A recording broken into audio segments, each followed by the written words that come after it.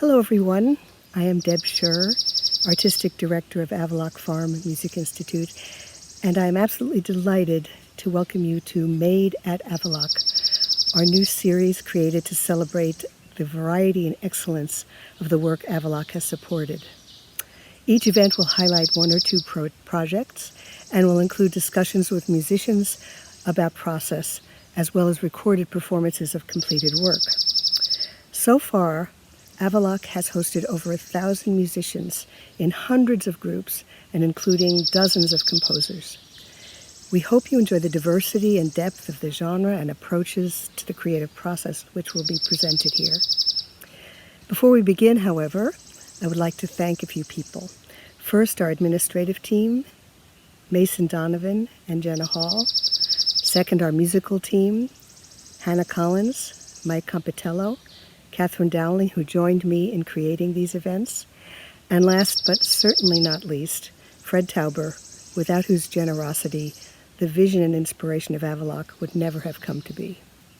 So thank you for joining us for this ongoing celebration of creative work made at Avaloch.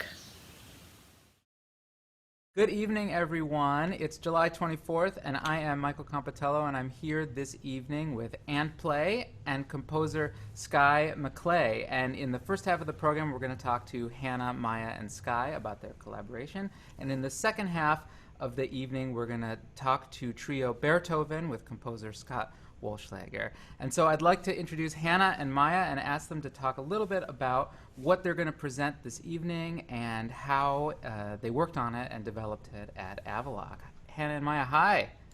Hi, Mike. Hi, Mike. It's great to be here virtually with Avaloch since we can't be there in person. I'm just imagining that I'm having my coffee and cookies. That's right. Yeah, this is about cookie time of the evening. So we're here to present Skye's piece, Maps, in parentheses, of Friendship. And this piece was written, or like it all kind of started at Avaloch. We knew that we wanted to work together, and this concept, one day Skye comes into our cabin and she asks us about locations that we spend a lot of time in, just places that we go. And she was wondering if we could just write them down, write addresses, write towns or things that we were doing that year. And it all seemed very curious, and we just kind of like wrote down these places that we were going regularly, and it went off from there. You want to say more, Hannah? Sure. And we were there in 2018 working on this piece, I think. And Maya and I are based in New York City, and Skye was also there at the time. So we knew Skye from Skye and I played together in an ensemble. Skye's also a fantastic oboist. And we really were always intrigued by Skye's music because it brings such a sense of like humor, but also intelligence to everything that she's writing. So it tells these like narrative stories in really interesting musical ways. They're always just like fun to be involved with. So we'd always imagined that Skye would be a fantastic collaborator, especially somewhere like Avaloch, where we would have so much time to really delve deeply into something. And so I think at Avaloch, like Maya said, we worked a lot on the concept of the piece, which I think Skye will talk a little bit more about. But also one of the fantastic things about working with a composer at Avaloch is the constant back and forth you can have in a workshop process.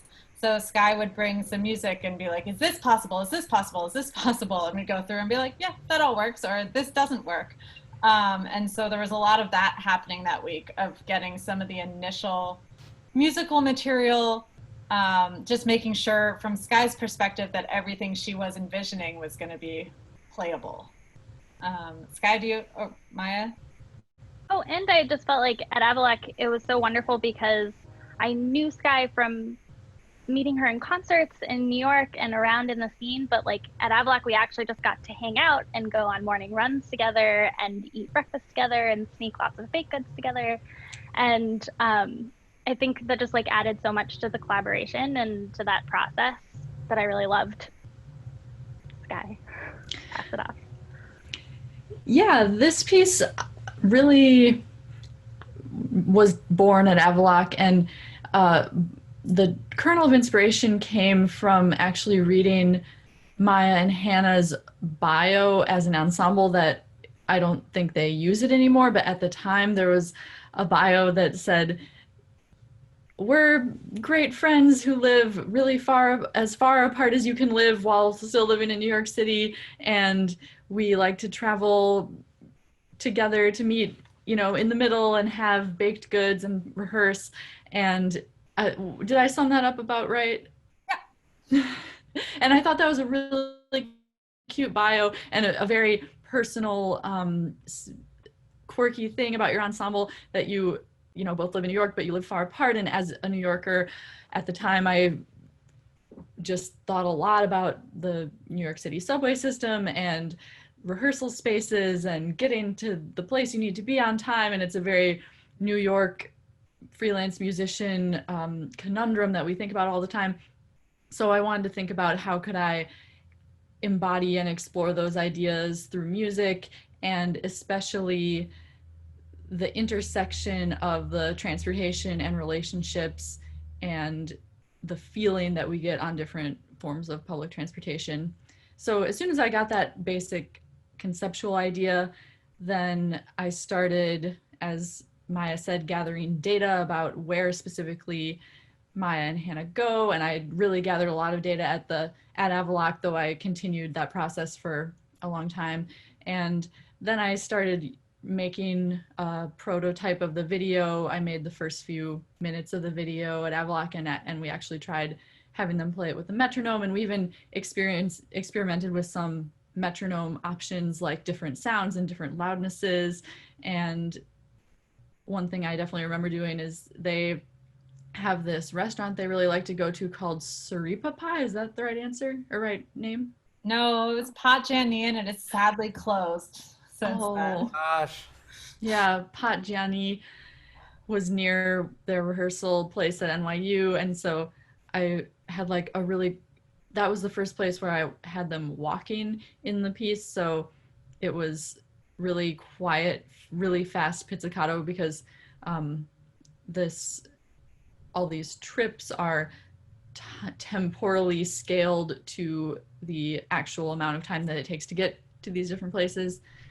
And so they had to go really fast, and I wasn't sure if they could do that pizzicato fast enough. So that was something we tried in person at Avaloch, and it did end up working, even though it's really quiet. I liked it super quiet.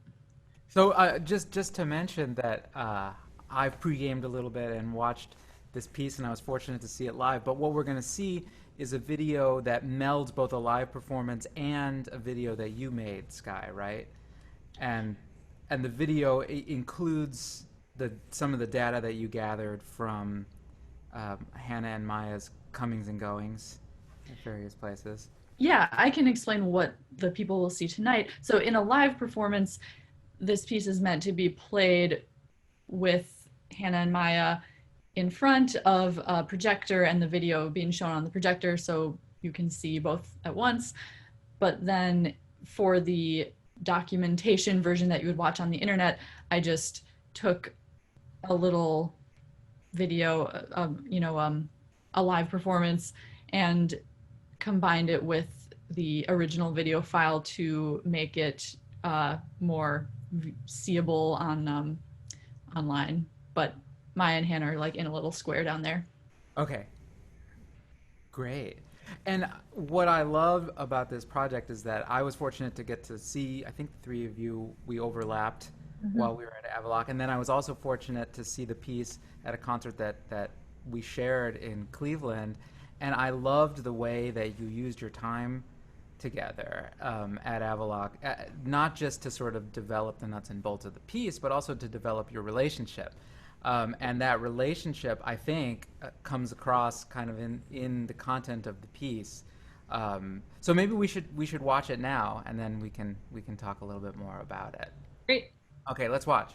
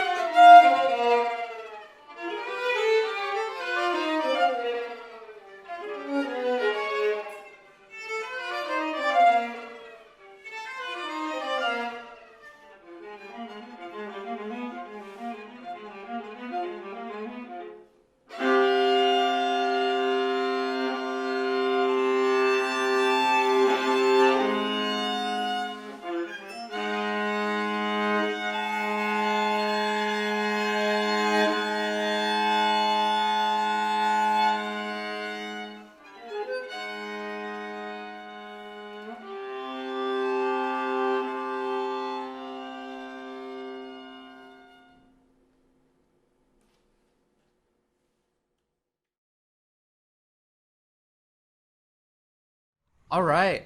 That's amazing. I love this piece. Every time I hear it and see it, I'm just struck by both how interesting the musical content of the piece is and also sort of how well paced it is in terms of being fun, funny, alluring, mysterious, and kind of cathartic at the same time. But one thing that struck me, and we talked about this a little bit earlier, is that this piece seems like it's a journal of a very specific time in Maya and Hannah's life, and also Sky and your relationship with the two of them.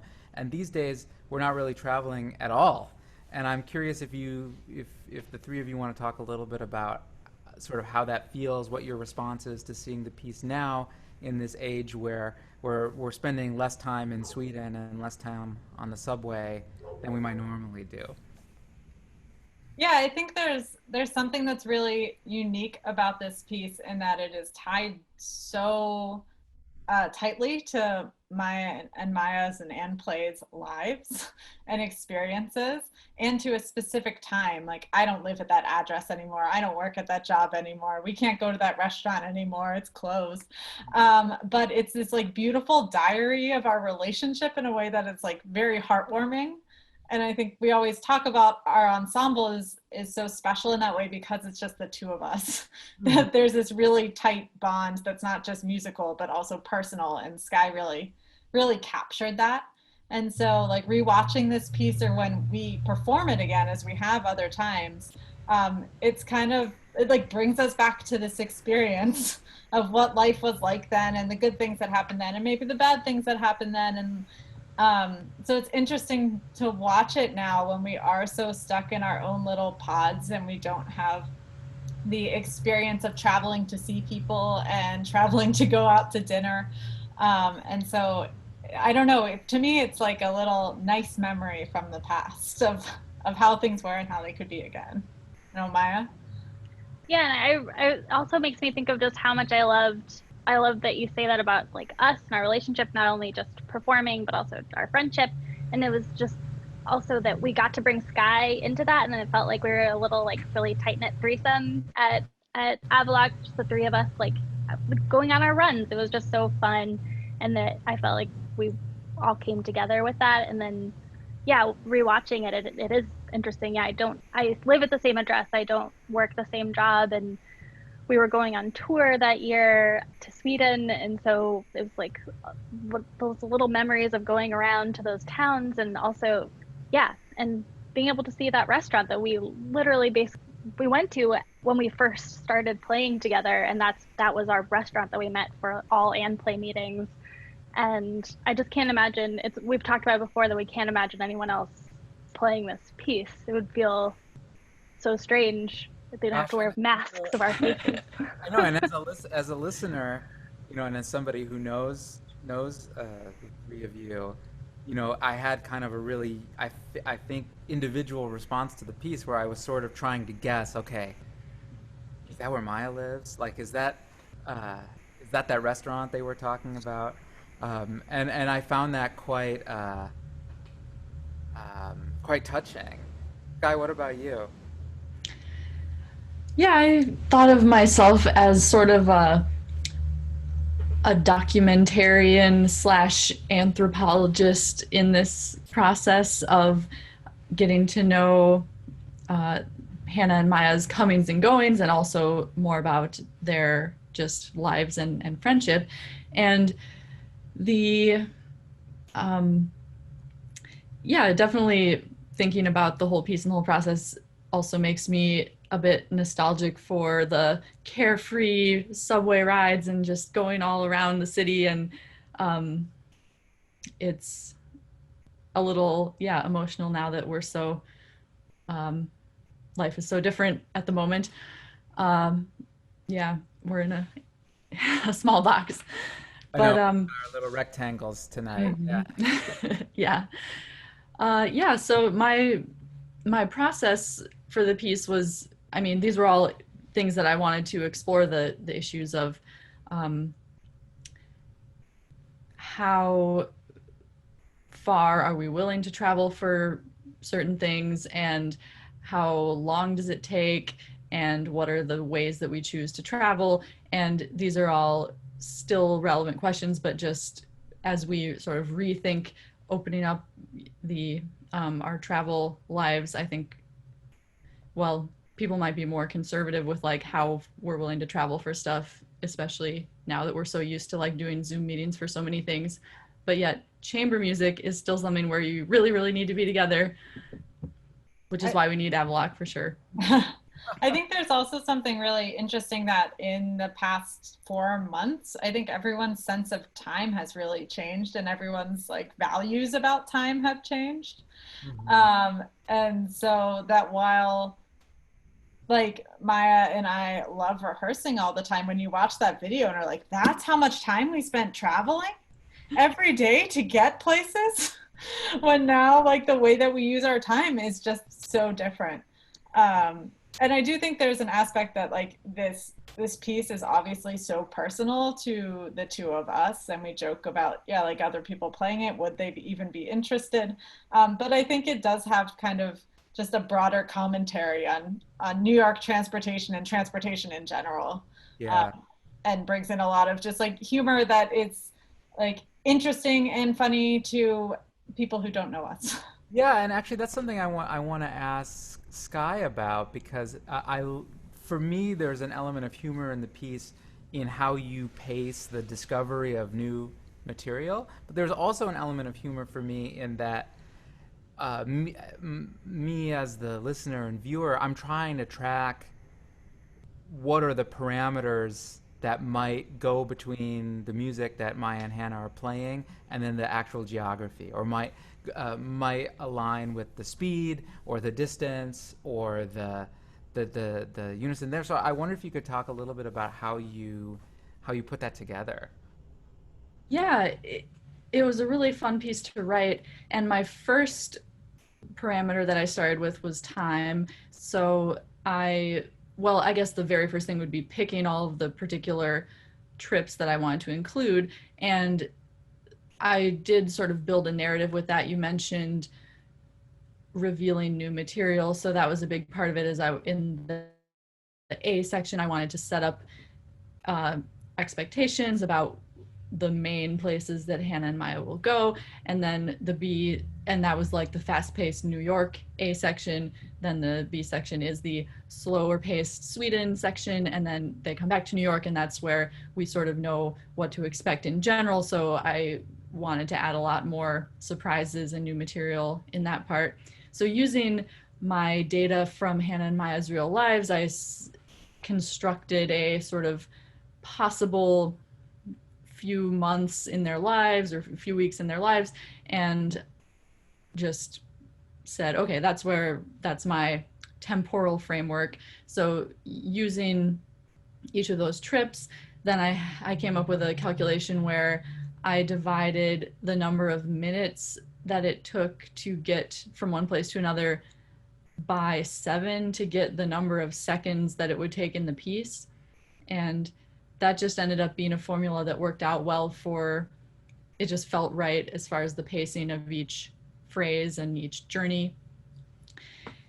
And then I mapped, so I wrote out my whole score as just blank measures with tempi and with particular, a number of seconds for each journey. And I wrote on the score where each journey was going, to help me stay organized. And then I came up with some other musical mappings, as you mentioned, like in very generally, upper Manhattan is more high register and Brooklyn is down lower register, sort of like going north to south is a downward trajectory pitch-wise, and south to north is more of an upward trajectory.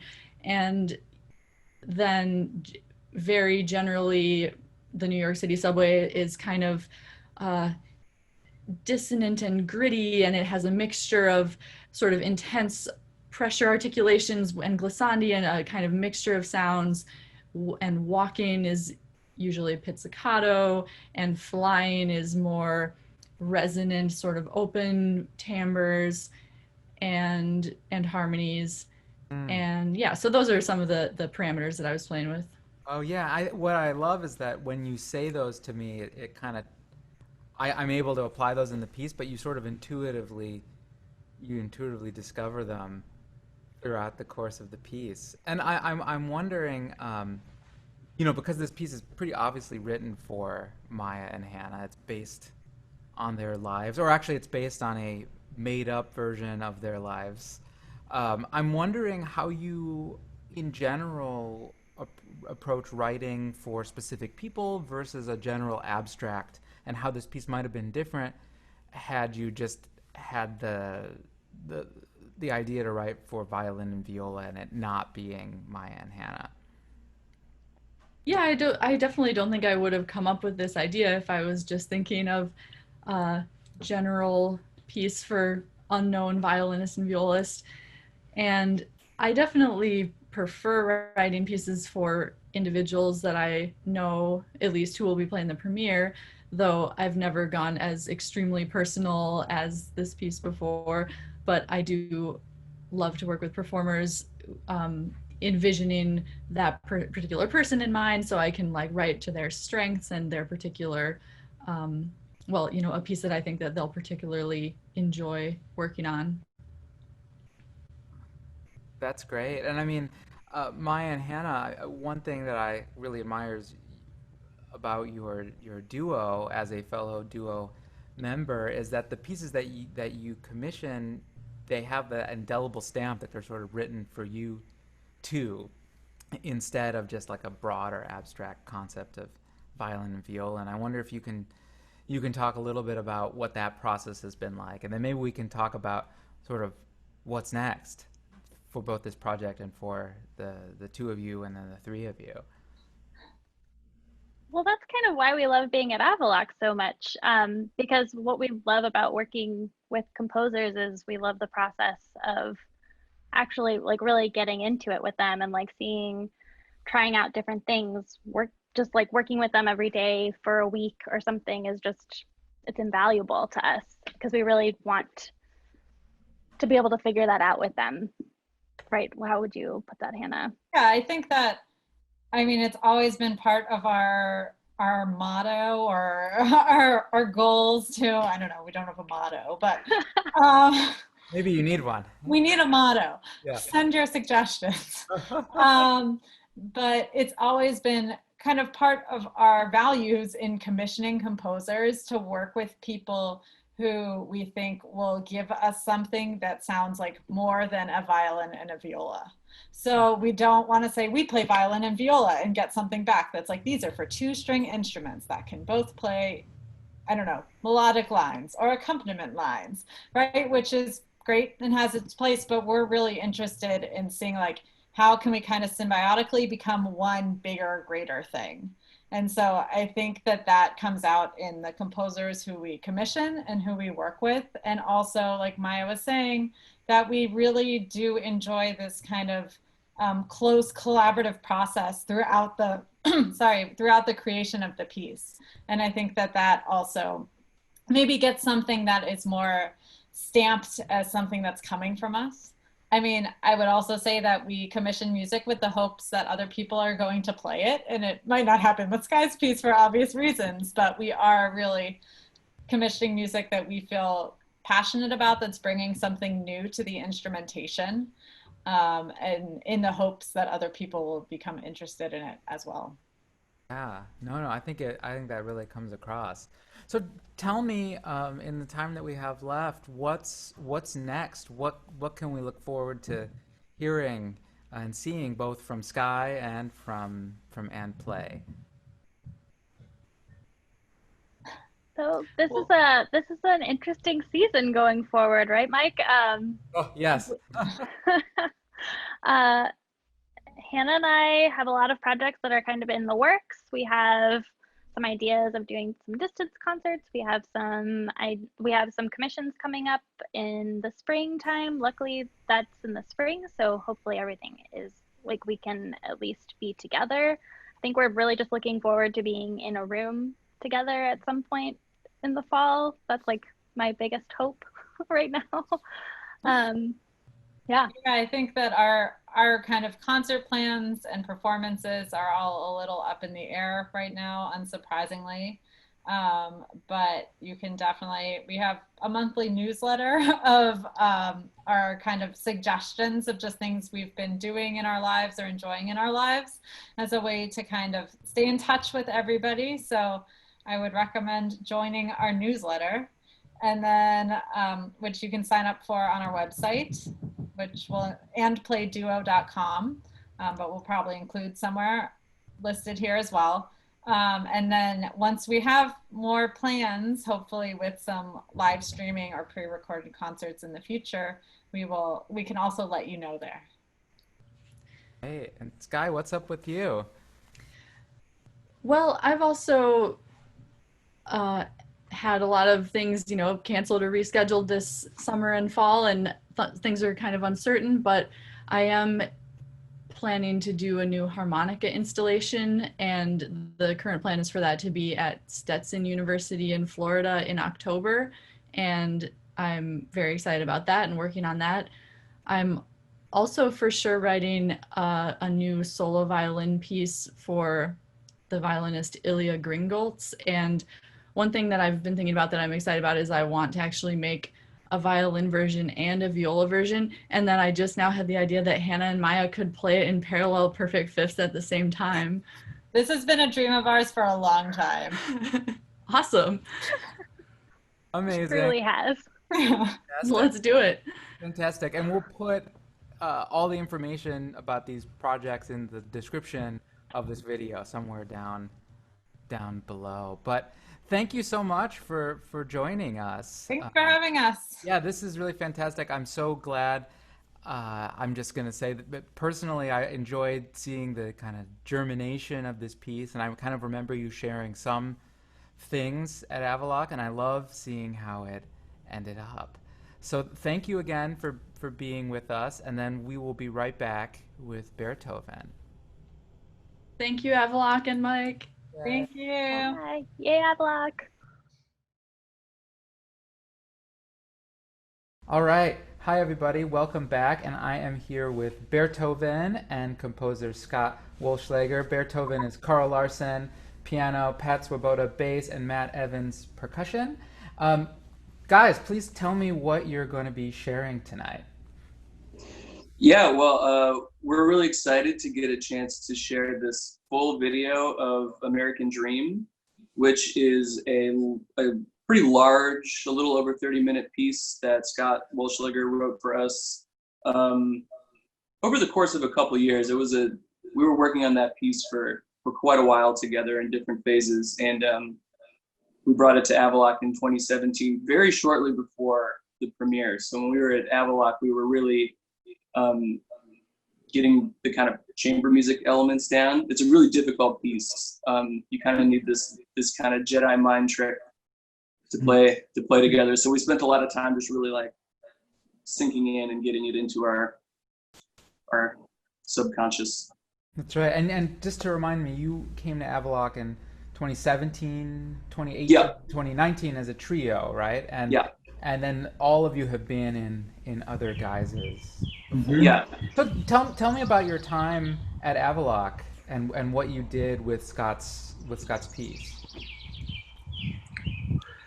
Yeah, well, maybe I'll pipe in for 1 second, because I just remembered that the album American Dream the idea of the album came together at Avaloch. I think we were out and about on a late night walk, and I proposed the idea. I was like, hey guys, like now that we've been playing this crazy hard piece for, days on end, what if we made a whole album with the other two works I wrote sort of, on the periphery of American Dream? And so the album American Dream came into fruition actually at Avaloch. And then I don't know if you guys want to talk about the process a little bit of it, or. Well, so I think that the process was just, so we had the music before we came, but I don't think that we had really played it together maybe at all. Maybe we did some smaller chunks before as a trio, but this was where we kind of finally put together the whole thing. And I remember it kind of going from this, it's kind of frustrating when you can't get these things together, and then it going from that sort of working things out sensation to it feeling really good. I remember we were all feeling just like kind of ecstatic about the way that it was coming together, like kind of wanting to play it over and over again. I remember having other fellows at Avaloch kind of like, oh, hey, come to our studio, like listen to this thing. This out, right. Yeah. Yeah, it was. Right. I think we were only there for was that like a 5-day Avaloch experience, something like that. And it was just a lot of have breakfast, go into the room, work on these 10 pages of the score or something, hammer stuff in, find the sounds, bring Scott into the room and be like, do you like this sound? Is this what you're looking for? Right. And then having lunch and playing croquet and then going back in there, Yeah. That kind of hews to what I remember hearing from people that were there while you were there, which was that these people do not exist outside of meal Yeah. time. I think we were working on 3 other pieces too that week. We were putting together this. It was a crazy very, week. Intense program, but I think it was also cool. I feel like part of the experience was Scott, you were kind of in a final editing phase too, right? You were kind of it was just so nice to kind of put the finishing touch on just what the flow was, and just feel the music out and just respond to it. I remember you just sitting with your eyes closed listening to us play it all the time. Yeah. No, to me, it was amazing. It was like going to composer heaven, just being able to hear my music being played so well. But yeah, I showed up to Avaloch with the piece more or less done, but we had only performed maybe a 10-minute version of the piece prior to going to Avaloch. And so the piece was quite a sprawling piece that we had kind of workshopped throughout 2017. And then when I got to Avaloch with the guys, that's when we really put it all together. And also that's when I knew it worked as a piece too, because it's about 35 minutes long, and and the structure of it is sort of dreamy in a way. So, you know, as from composer land, it was like, does this even work? And it was very affirming to hear it did work. And then of course, when we performed it for the first time, I think was at Avaloch, right? When we were, that was there's really video of that somewhere. Yeah, so that was epic for me too, because that might have been the first time I had finally heard it. You know, and when you hear a piece in front of people, that's when you know if it's a real piece or not. So. And what I like about this piece, and I'm sure we'll talk about that in a minute too, is that even though it's kind of a longer form, it sort of lives in those little individual moments. And I can imagine, it sounds like, Scott, you wrote a lot of the piece before that workshop period, and it sounds like there must have been a lot of fine tuning to do, because so many of the colors between the three performers are so they're so fine, Right. They're so gossamer, the colors are so rich. I imagine that must have been really a central part of that experience. Yeah, super duper trial and error, just trying out sounds. I mean, I think a big part of writing for Bearthoven is not to sound like a jazz trio, right? I mean, jazz trios are great, but I think I was really looking to find a more unique sort of timbre world that they'd be speaking with language-wise. I guess there's some parts that maybe sound a tiny bit jazzy, but but I really wanted to treat Bearthoven as kind of hyper instrument, which meant, combining timbres together. But a lot of it was trial and error to see what worked. And I made a bunch of mock-ups in my own studio with me playing with crotales, and then I met with all the members individually. So yeah, very collaborative on the whole to get it to that level of sort of exquisite sounding sound objects or whatever. But yeah, a lot of trial and error. So, yeah.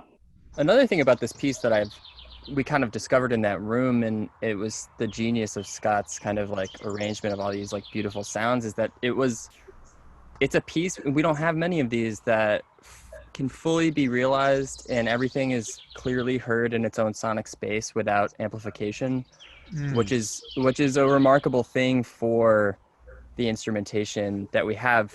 So much of our music has to be amplified for the bass to be heard over the full piano and and whatever giant sculpture Matt is playing over there. And it was a real pleasure for me to be able to to actually play and not have to force sound, and to really get into these tiny details and tiny sounds and have them occupy a space in the room that at other times is just not possible. Yeah, and I bet we'll talk about it, but what I think is so great about this piece is how it kind of creates this really unique landscape, like with the three players. I mean, when I heard it, it sounds like you said, like one super instrument for the whole time. And so, Scott, I wonder if you could talk a little bit about the kind of inspiration for that, and how you kind of came to that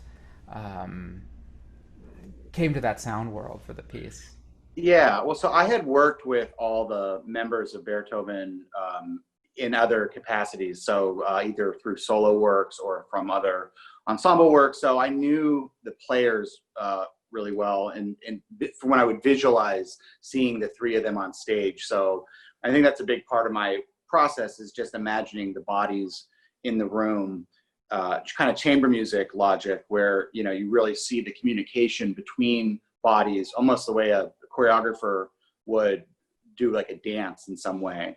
And then of course with Bearthoven, their sort of signature, things that they can play together so well and kind of do these kind of crazy grooves, and the sort of execution of rhythm is so precise and like lively that my music tends to be rhythmically a little bit eccentric to begin with.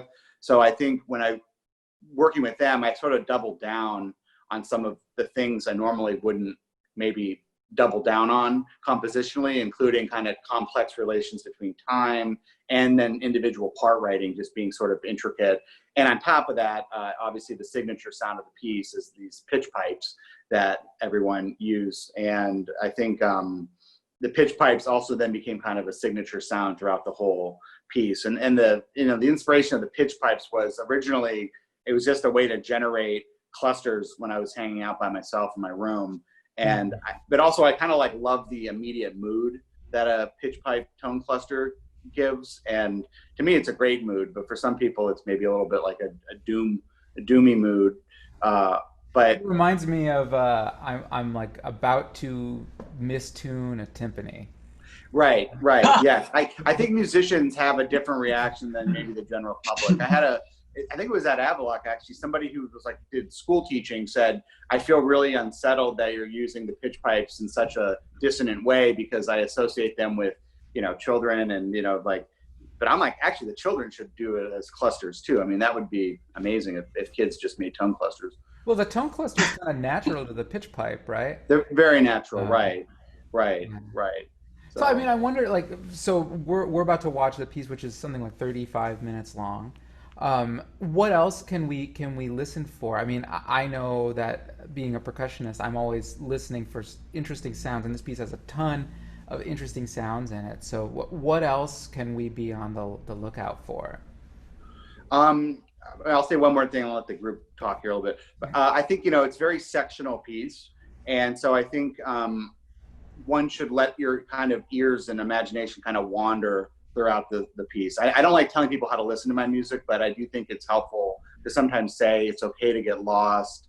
It's okay to kind of wander in the composition, because it is sort of like these soundscapes, and maybe there's 25 or maybe 20 sections that each section is sort of a song. I call it a song, but it's maybe a melodic fragment that gets sort of reinterpreted throughout the various sections. So there is sort of a thread that runs through the piece, a thematic thread that you hear originally with the crotales going underwater, and then when that comes back in different forms, you can maybe, that's sort of an anchor, at least for my listening. I don't know if the guys want to say some stuff too.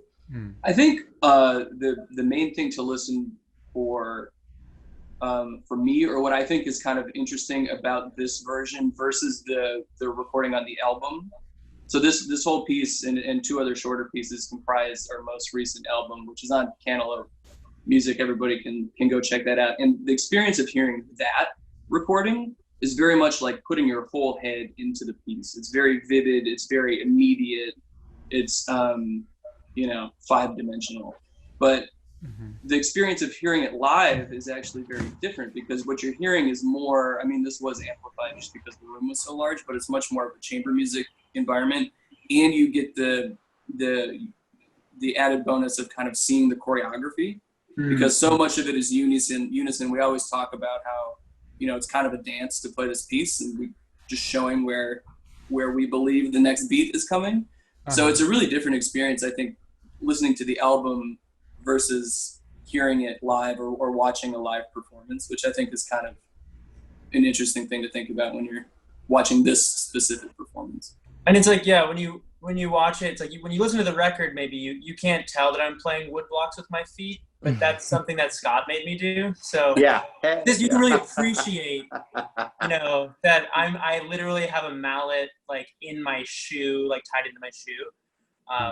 The other things I'll just say, just particularly concerning the percussive elements of this is, and why it's been so fun working with Scott for so many years on writing for percussion and playing his music, is that Scott's able to take an effect or a sound idea and turn it into something that is like its own subject. It can be, it's not just an effect, it's like the dipping of the crotale is like a melodic realm and it becomes like a part of the piece in this way that is it kind of transcends its affectual nature or something. So I think that throughout, like, there's also like some flower pot scraping and some things like this, but they all become like really interwoven into the fabric of like how the piece functions, and it's never just like a sound to sound cool or something. It's like really like interconnected with something else that's happening elsewhere and creating this like hyper object world. Yeah. So all the sounds we'll hear are they're all motives. Right. Piece. Right. Nice. So why don't we take a listen? Can you tell me where this recording was made? So this recording was made at Roulette in Brooklyn in February 2018. I forget the exact date, but it was the first Bearthoven New Works show, which is an annual concert that we do now that highlights all the commissions that we've done for that specific season. So this was the first, and I think we're up to, I think we just did our fourth. All right. Okay. Hopefully we have a fifth. Oh yeah. Yeah. I'm sure. All right. Well, let's watch it.